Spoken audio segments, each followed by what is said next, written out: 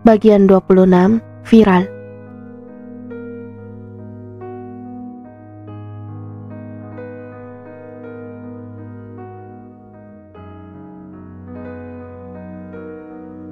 Sepulang dari kafe, aku dan Ali dikejutkan oleh ramainya warga di depan rumah Abah. Beberapa warga berkumpul di teras dengan wajah cemas. "Al, ada apa ini?" tanya aku pada Ali yang baru saja menghentikan laju motornya. Perlahan kami memasuki halaman rumah tanpa membunyikan mesin motor agar tidak jadi pusat perhatian. "Itu Asmi dan Ali Akbar sudah datang."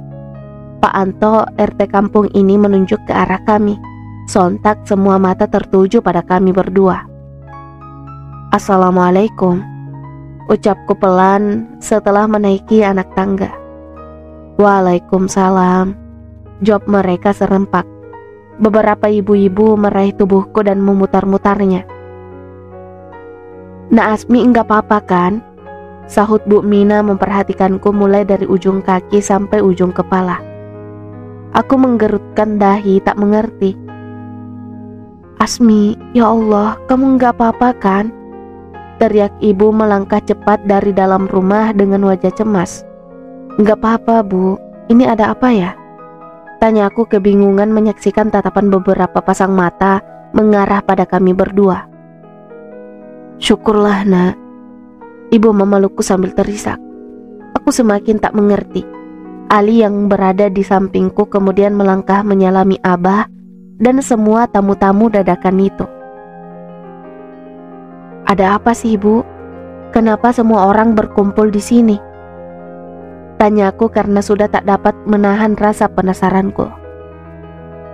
"Loh, kami lihat kamu tadi di HP hampir ditembak sama seorang pemuda gila," ucap ibu terbata karena begitu mencemaskan keadaanku. Aku baru menyadari, mungkin tadi ada yang merekam kejadian di kafe. Astagfirullah, enggak, Bu. Dia bukannya mau menembak aku, tapi... Ucapanku terjeda. Aku menatap Ali untuk mendapatkan persetujuan menceritakan peristiwa tadi. "Enggak, Bu. Tadi itu, dia mau bunuh diri. Kebetulan kami ada di sana pas di hadapannya. Jadi aku berusaha menggagalkan rencananya itu," ucap Ali dengan wajah tenang diikuti anggukan lega dari semua yang ada di teras itu. "Oh, kirain ada yang mau bunuh diri gara-gara Asmi," celetuk Bu Santi sembari memutar malas matanya. Tampaknya wanita penggosip itu tak pernah puas untuk mengganggu keluargaku. Semua mata tertuju padanya. Beberapa ibu-ibu tampak mengangguk setuju dengan ucapannya, sementara selebihnya menggeleng tak suka atas sikap tidak sopan dari Bu Santi. "Maksud Bu Santi apa?" Ibuku terpancing emosi dengan ucapan perempuan ringkih itu. "Nah loh, bukannya kita semua tahu kalau Asmi itu pakai susuk penggoda? Bisa saja kan ada yang cemburu dan mau bunuh diri karenanya," terang Bu Santi tanpa rasa canggung memfitnahku di hadapan semua orang. "Hati-hati membuat cerita, Bu. Bisa saya tuntut karena pencemaran nama baik." Bu Santi terdiam mendengar ucapan Ali. Nyalinya mungkin sedikit ciut mendengar ancaman suamiku. "Lebih baik semua bubar. Nggak terjadi apa-apa dengan Asmi dan Ali. Jadi kita anggap masalah ini sudah selesai," ucap Abah mencoba mendinginkan situasi. Pria sepuh itu tampaknya sudah tidak nyaman dengan situasi itu. Warga beranjak meninggalkan teras rumah. Aku menghela nafas lega. Rasa gugupku belum hilang atas kejadian di kafe tadi. Malah harus menghadapi lagi sekumpulan warga yang kepo atas kejadian tadi. Kakiku terasa lemas. Keringat membasahi baju dan jilbab yang kukenakan. Aku tidak menyangka kalau rencanaku keluar untuk bersantai dengan suamiku berakhir seperti ini. Ibu memelukku erat. Dia pasti sangat mengerti perasaanku sekarang. Masalah demi masalah muncul sejak keberadaan kami di rumah ini. Kulihat Abah yang duduk terpekur tanpa kata. Mungkin sedikit syok dengan kejadian yang baru saja terjadi. Sudahlah, aku dan Asmi tidak apa-apa, Bu. Tidak perlu khawatir. Aku pasti akan menjaga Asmi dengan baik, ucap Ali meraih pundakku dan menggiringku dalam dekapannya. Sontak aku terkejut dengan sikapnya. Tak pernah dia bersikap seperti itu di depan orang lain. Pipiku menghangat karena malu. Kulihat senyum simpul dari bibir Abah dan Ibu melihat sikap sok romantis Ali. Abah berdehem kemudian meninggalkan kami dengan senyum misteriusnya. Sementara Ibu memilih mengikuti langkah Abah meninggalkanku berdua dengan suamiku. Kamu apaan sih? Kan malu dilihat Abah dan Ibu, ucapku mencoba melepaskan diri dari dekapannya. Bukannya merenggangkan dekapan, dia malah semakin erat memeluk tubuhku. Aku hanya takut istriku yang cantik ini direbut oleh orang lain. Jangan sampai ada lagi orang yang mau bunuh diri karenanya. Wajahku semakin panas dibuatnya.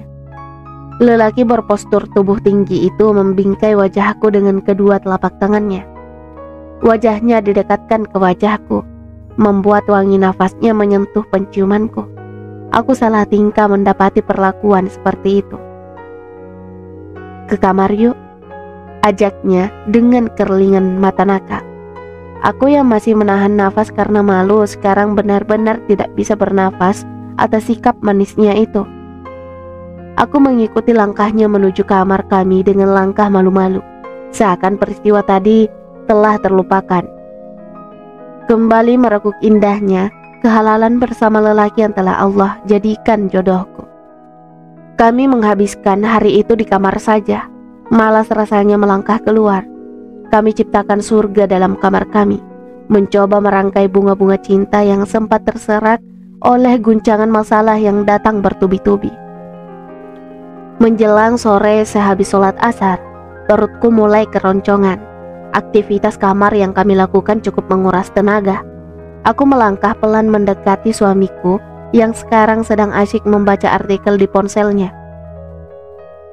Al, tampaknya aku memang harus ikut ke tempat kosmu.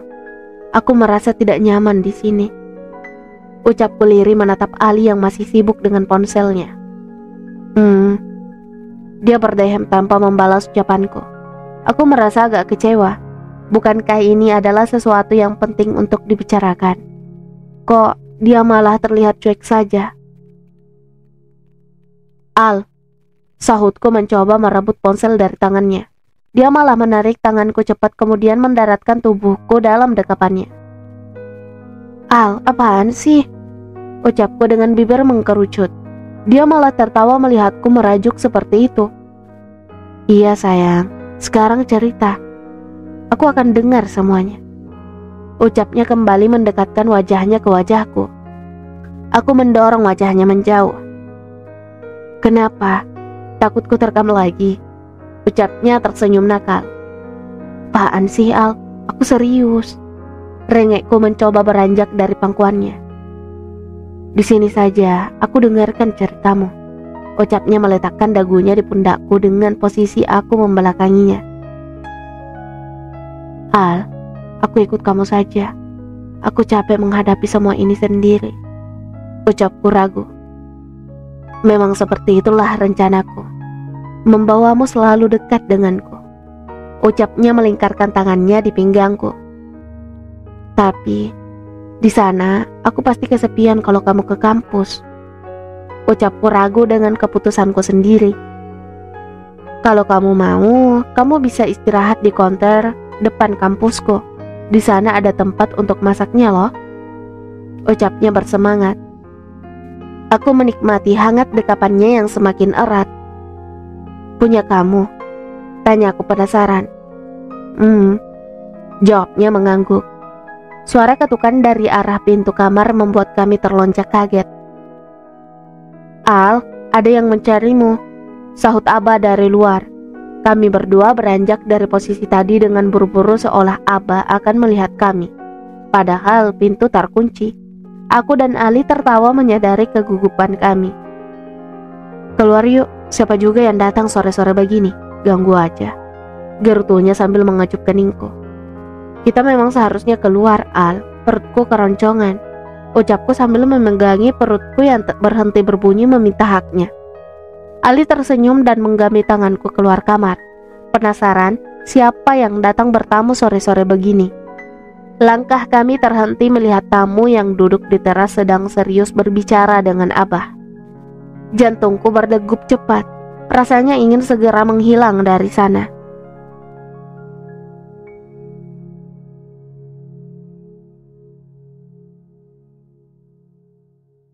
Bersambung.